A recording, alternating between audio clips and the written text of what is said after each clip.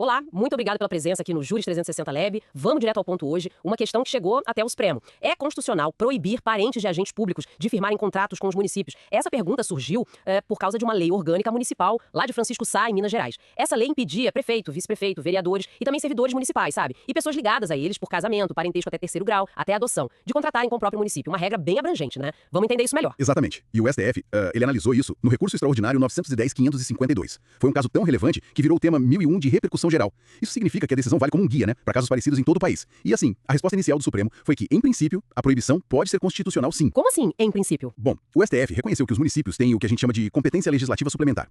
Quer dizer, eles podem criar regras próprias sobre licitações, sobre contratos, adaptando à realidade local deles, né? Mas tem condições. Precisam respeitar as normas gerais que a União define sobre o assunto e fundamentar os princípios da Constituição, tipo moralidade, impessoalidade na administração. Entendi. A ideia é fechar a porta pro nepotismo ou pro favoritismo, certo? Garantir que o interesse público não seja, assim, deixado de lado por causa de relações pessoais. Então a proibição pegava quem? Os políticos eleitos, né? Prefeito, vice, vereadores. Isso. E também quem ocupa cargo em comissão, função de confiança. E os parentes próximos de toda a turma. Cônjuge, companheiro, parentes até terceiro grau. Exato. E a lei original incluía ainda os demais servidores municipais, todos eles. Uhum. Aí é que a coisa fica interessante, né? Porque parece muito amplo incluir parentes de todos os servidores. Pois é, foi justamente nesse ponto que o STF fez uma ressalva importante. Aplicou o princípio da proporcionalidade. O tribunal pensou assim: será que é razoável, é proporcional, proibir o parente de qualquer servidor municipal, mesmo aquele que não tem cargo de chefia, de direção, de assessoramento? Alguém que não tem poder de influenciar uma decisão de contrato, por exemplo. Exatamente. Não dá para presumir que só por ser parente de um servidor comum, sem esse poder de decisão, já existe um risco de influência indevida. O STF considerou que essa proibição tão geral, nesse ponto específico, era excessiva, desproporcional mesmo. Faz todo sentido. Quer dizer, uma coisa é o parente do prefeito, do secretário. Outra é o parente de um servidor que, sei lá, trabalha na manutenção sem poder nenhum sobre licitações. Perfeito. O risco de influência não é o mesmo, né?